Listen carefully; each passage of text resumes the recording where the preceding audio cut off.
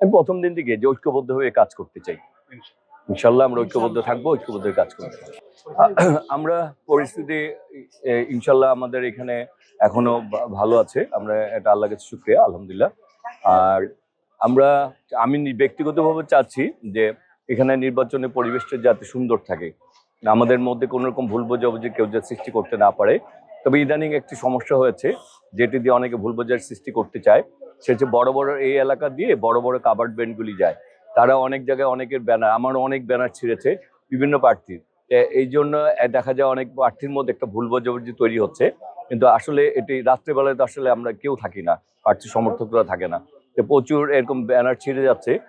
তার দেখা যায় সমর্থকরা, তা আমি আসলে সবারই বলি যে আসলে এমন আমরা আমাদের কথাবার্তা কাজকর্মে যাতে একজন আরেকজনের দূরত্ব তৈরি করতে না পারে, কারণ আমরা সবাই তো চাই এলাকার মানুষ নিরাপদ থাকুক, এলাকাটা স্থিতিশীল থাকুক, সবাই মিলেমিশে আমরা এলাকার জন্য কাজ করতে চাই, এলাকার মানুষের জন্য কাজ করতে চাই।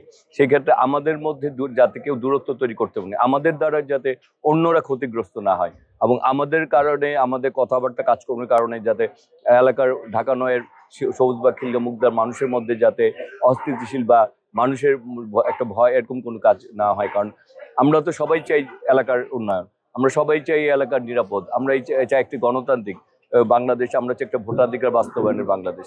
সুতরাং সেই কারণে আমাদেরকে আসলে সবচেয়ে বেশি সহনশীল থাকতে হবে। আমি সেই কাজটি করার চেষ্টা করছি। ব্যাপারটা হচ্ছে ভোটারদের কাছে, আমি তো আসলে সব এই এলাকায় থাকি।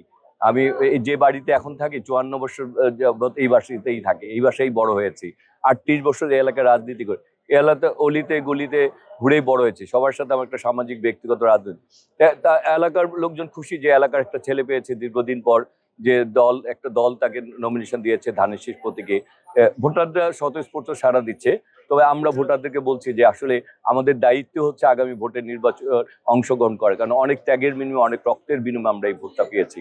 এবং এলাকার লোকজন আসলে, আমাদের তো নাগরিক সুবিধা বঞ্চিত এলাকা, আমাদের অনেক বেশিরভাগই সমস্যার আমাদের এখানে একটি মাত্র হাসপাতাল, যেটি আরো উন্নয়ন আধুনিকরণ প্রয়োজন, আরো আমাদের সুবিধা ক্লিনিক্যাল আরো সুবিধা করা মানে সুবিধা দরকার।